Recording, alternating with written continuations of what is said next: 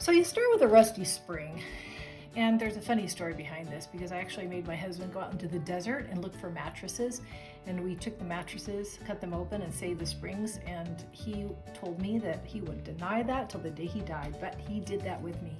And then these floral sprays you can buy at Hobby Lobby or Michael's, and the first step is basically just to wire part of the floral spray to the bottom of the rusty spring. I like to use a combination of faux flowers. This would be an example of faux. They're more durable, and some of the flowers that I dry in my garden.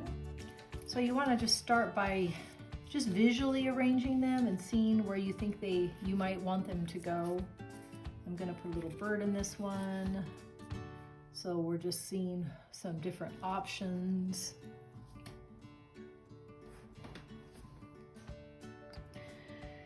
So this is where an artist's eye and understanding the concept of balance and symmetry helps.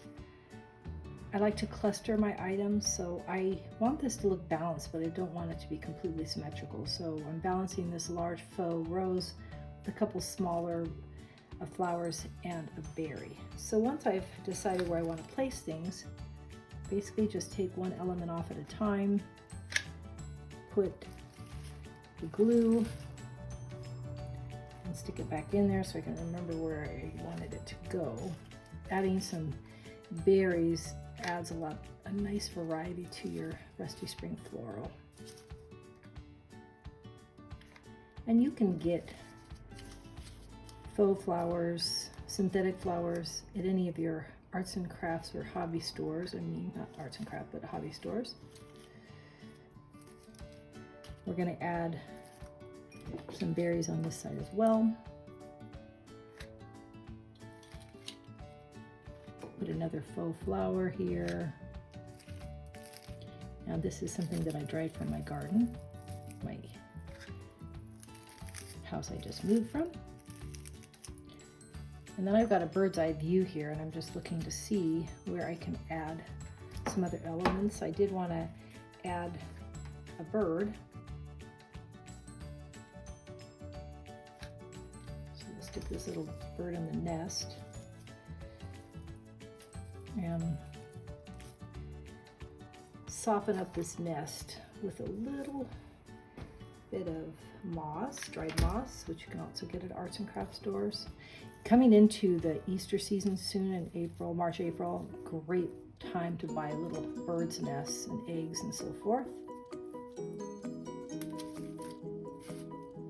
We've got some other dried flowers that I've dried that kind of give it a little bit of variety. Think different textures, berries, dried flowers, faux flowers, and so forth to make it have a different texture.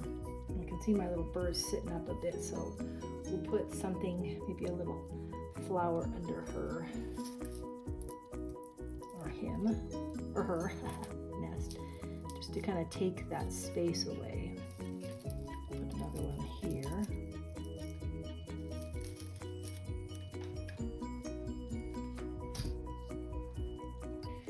I've decided to add a little pot, so I'm going to put some moss next to it.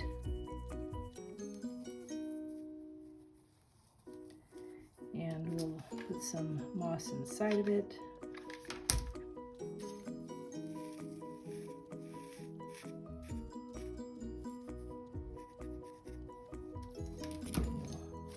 Secure it down here, and I'm going to put something in it, but I'm just not sure yet what I want to put in it. It just seemed like the rusty spring floor needed a little different dimension. This might be a cute place for another miniature bird, or I've got a couple of these small garden stakes. That would be kind of a cute idea. We'll stick one of those in there.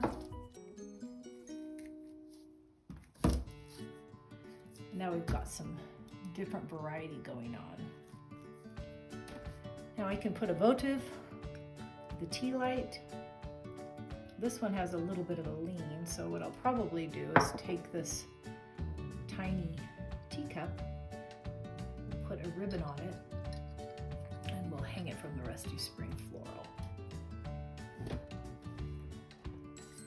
I'm kind of thinking if I want some balance, I've got my bird's nest here, I've got my little turnip sign with a pot, and I'm thinking going into this section here so that it's like a visual triangle. And here we go, the Rusty Spring Floral. Just give it a little turn so you can see all aspects of it.